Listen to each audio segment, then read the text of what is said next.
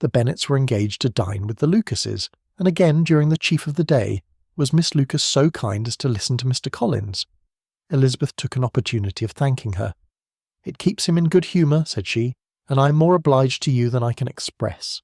Charlotte assured her friend of her satisfaction in being useful, and that it amply repaid her for the little sacrifice of her time. This was very amiable, but Charlotte's kindness extended farther than Elizabeth had any conception of. Its object was nothing less than to secure her from any return of Mr. Collins' addresses by engaging them towards herself. Such was Miss Lucas's scheme, and appearances were so favourable that when they parted at night she would have felt almost sure of success if he had not been to leave Hertfordshire so very soon. But here she did injustice to the fire and independence of his character, for it led him to escape out of Longbourn House the next morning with admirable slyness, and hasten to Lucas Lodge to throw himself at her feet. He was anxious to avoid the notice of his cousins, from a conviction that, if they saw him depart, they could not fail to conjecture his design, and he was not willing to have the attempt known till its success could be known likewise. For, though feeling almost secure, and with reason, for Charlotte had been tolerably encouraging, he was comparatively diffident since the adventure of Wednesday. His reception, however, was of the most flattering kind. Miss Lucas perceived him from an upper window as he walked towards the house, and instantly set out to meet him accidentally in the lane. But little had she dared to hope that so much love and eloquence awaited her there.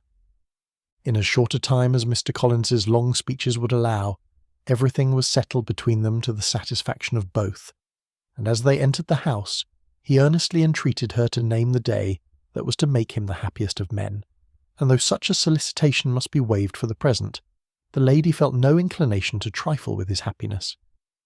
The stupidity with which he was favoured by nature must guard his courtship from any charm that could make a woman wish for its continuance, and Miss Lucas, who accepted him solely from the pure and disinterested desire of an establishment, cared not how soon that establishment were gained.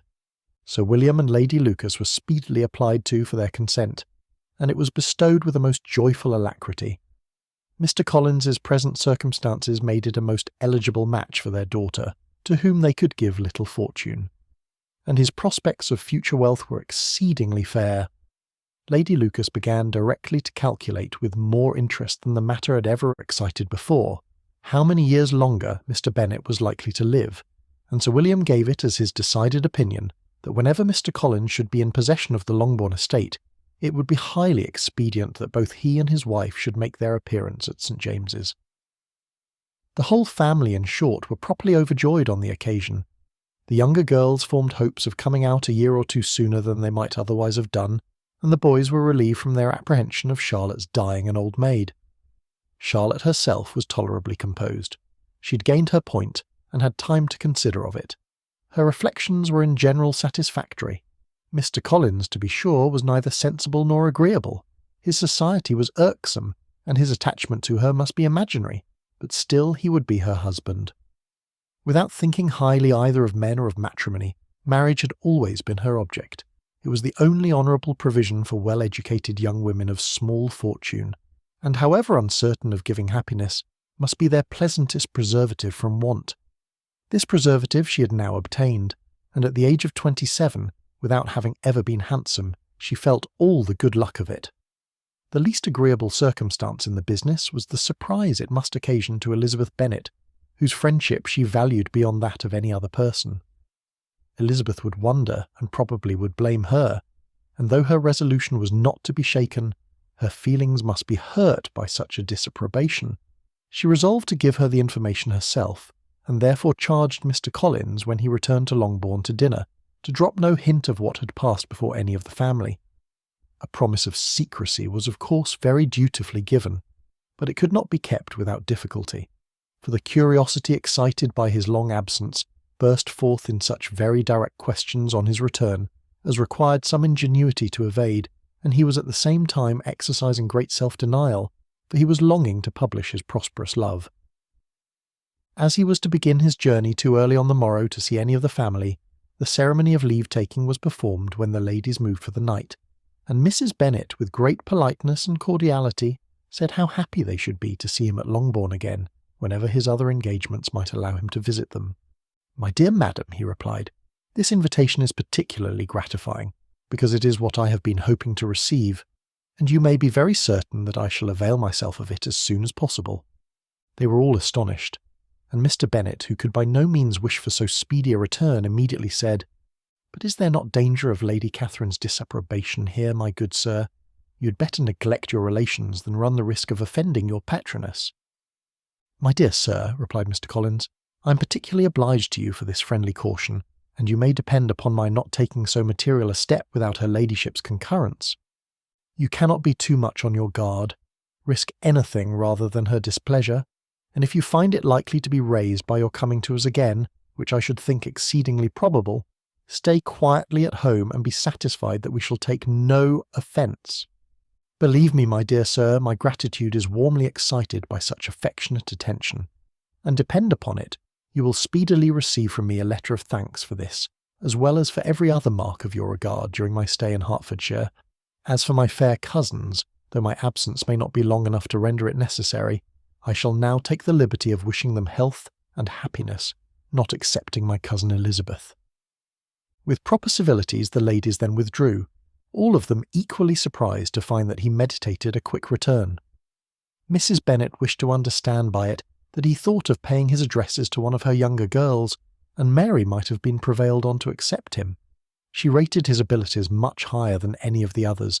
There was a solidity in his reflections which often struck her, and though by no means so clever as herself, she thought that, if encouraged to read and improve himself by such an example as hers, he might become a very agreeable companion. But on the following morning, every hope of this kind was done away. Miss Lucas called soon after breakfast, and in a private conference with Elizabeth related the event of the day before. The possibility of Mr. Collins's fancying himself in love with her friend had once occurred to Elizabeth within the last day or two, but that Charlotte could encourage him seemed almost as far from possibility as that she could encourage him herself, and her astonishment was consequently so great as to overcome at first the bounds of decorum, and she could not help crying out, "Engaged to Mr. Collins, my dear Charlotte, impossible!" The steady countenance which Miss Lucas had commanded in telling her story gave way to a momentary confusion here on receiving so direct a reproach, though, as it was no more than she expected, she soon regained her composure and calmly replied, "Why should you be surprised, my dear Eliza? Do you think it incredible that Mr. Collins should be able to procure any woman's good opinion because he was not so happy as to succeed with you?" But Elizabeth had now recollected herself, and making a strong effort for it, was able to assure her, with tolerable firmness, that the prospect of their relationship was highly grateful to her, and that she wished her all imaginable happiness. "I see what you're feeling," replied Charlotte.